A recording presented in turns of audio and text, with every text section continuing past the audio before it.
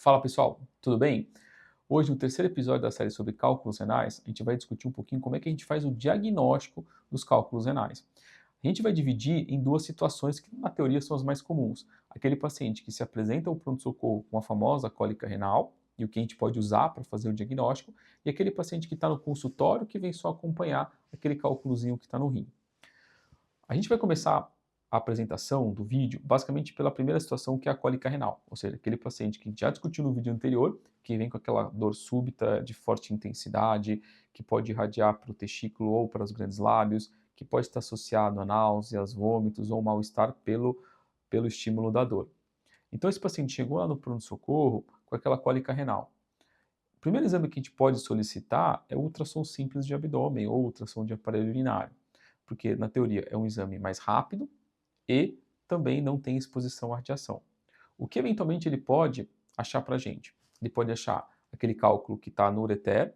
Normalmente é mais fácil para ver os cálculos que estão no ureter proximal ou no ureter distal, próximo à bexiga, tá? Porque obviamente você tem menos interposição gasosa, tá? Outro exame também que pode ajudar no diagnóstico é o próprio exame de urina, porque eventualmente o que vai acontecer é mostrar se tem sangue na urina, ou seja, é um sinal indireto, que às vezes alguma coisa pode estar migrando, mas obviamente a gente também tem que usar como diagnóstico de diferencial a própria infecção urinária. Então, às vezes, além do que o paciente pode ter leucócitos aumentado, eventualmente pode ter febre, então também isso é uma coisa que também deve chamar atenção.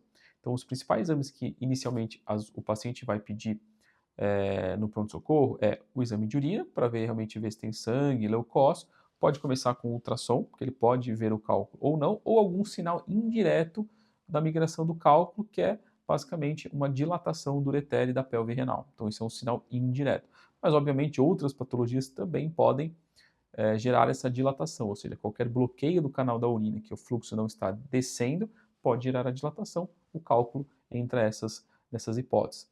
Eventualmente também vai ser solicitado exames de sangue para poder ver como é que o rim está funcionando, porque obviamente ele pode levar, esse bloqueio da urina pode levar à própria alteração da função renal. Principalmente também aqueles pacientes que já têm alguma alteração de função renal prévia, ou eventualmente é rim único, ou já tem os rins de tamanhos menores, enfim, já sofre especificamente com a doença renal crônica. Então, se eventualmente você conseguiu fazer o diagnóstico, você pode usar como ferramenta esses três exames. Se o ultrassom não conseguiu localizar e falar que aquela queixa da cólica é o cálculo, a gente vai pular para a tomografia de abdômen sem contraste. A tomografia de abdômen sem contraste seria o padrão ouro para a gente fazer o diagnóstico da cólica renal. Porque você consegue fazer cortes finos, né? E obviamente não tem o viés da interposição gasosa ou da costela, enfim, então você não tem tanto esse viés de interferência para facilitar esse diagnóstico da cólica renal. Então ele vai te dar onde está o cálculo, qual o tamanho, se está muito dilatado ou não, se tem algum padrão de obstrução ou alguma complicação tipo abscesso ou eventualmente ruptura do sistema coletor.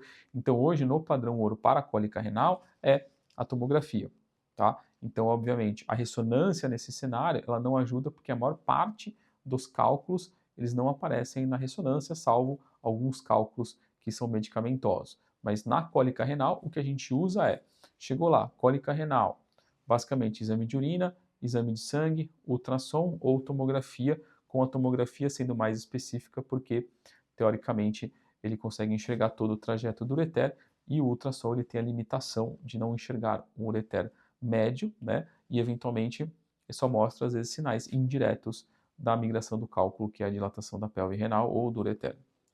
Na outra situação, que a gente tem o paciente que está no consultório, que veio acompanhar o cálculo que ele tem, normalmente o que eu faço é sempre solicitar um ultrassom de abdômen. Por quê? Aquele paciente que só está acompanhando, então você imagina um paciente ficar fazendo tomografia todo ano e expondo-se à radiação todo ano por causa do acompanhamento. Então, basicamente, o paciente no consultório sempre vai fazer ultrassom de abdômen total. Se eventualmente tiver alguma alteração, tipo dilatação, ou um cálculo que seja muito grande, porque ele ficou um tempo sem acompanhar, aí eu acabo complementando com a tomografia, primeiro para investigar a questão da dor, ou eventualmente para algum planejamento cirúrgico, porque esse paciente vai ter que operar. E, obviamente, os tratamentos com relação aos cálculos renais, tanto na urgência quanto de maneira eletiva, a gente vai discutir no próximo vídeo, então esse eu dou uma pincelada depois. Então, o que a gente tem de armamentário para fazer o diagnóstico do cálculo renal, basicamente é ultrassom e tomografia. Mas, normalmente, no consultório, a gente pede ultrassom para não ficar expondo o paciente à radiação. Ele consegue ver, basicamente, os cálculos que são maiores, aqueles cálculos acima de 5 milímetros, que talvez sejam aqueles cálculos que, se forem migrar, eles podem levar, sim, a uma chance maior de ter cólica renal.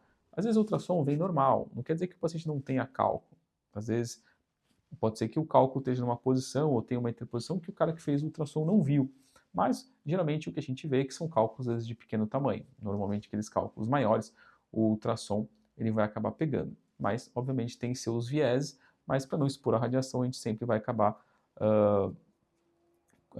expor a radiação da tomografia, a gente faz ultrassom. Se precisar complementar ou, eventualmente, uma programação cirúrgica, aí no consultório, normalmente, eu peço a tomografia. Com relação a fazer exames de sangue, urina, normalmente a gente também faz de maneira rotineira, mas isso entra também no check-up que o paciente vai fazer, que vai fazer todo ano, ele vai fazer o check-up, então você entra naquele bolo de exames para você ver como é que está a função renal, enfim, colesterol, diabetes, então você entra no check-up do paciente, tá? Então, basicamente, para a gente resumir aqui, o que a gente tem de dado de acompanhamento para fazer diagnóstico? A gente faz tomografia ou ultrassom. O ultrassom ele tem a limitação em relação à localização do rim, que pode ter interferência tanto dos gases quanto das costelas, tá? Então, mas é um exame que não é isento à radiação. Então, ele tem suas limitações, mas normalmente a gente usa para acompanhamento. Na cólica renal, normalmente a gente acaba utilizando a tomografia porque ela é mais específica e não tem tanto interferência. O uso da ressonância para cálculo renal, na verdade, ele fica meio de lado, salvo algumas raríssimas exceções de cálculos medicamentosos que, eventualmente, eles são radiotransparentes e podem ser vistos na ressonância, mas para os cálculos que a maior parte deles são radiopacos, a gente não enxerga na ressonância. Tranquilo?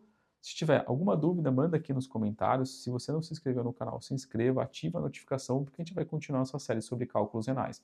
No próximo episódio, a gente vai discutir aí sim os tratamentos específicos para o cálculo renal. E a gente vai dividir da mesma jeito que a gente fez agora, a gente divide com relação aos tratamentos, ou seja, a gente vai observar o tratamento da urgência e o tratamento eletivo e discutir todos os tratamentos possíveis que a gente tem. Tranquilo? Até mais!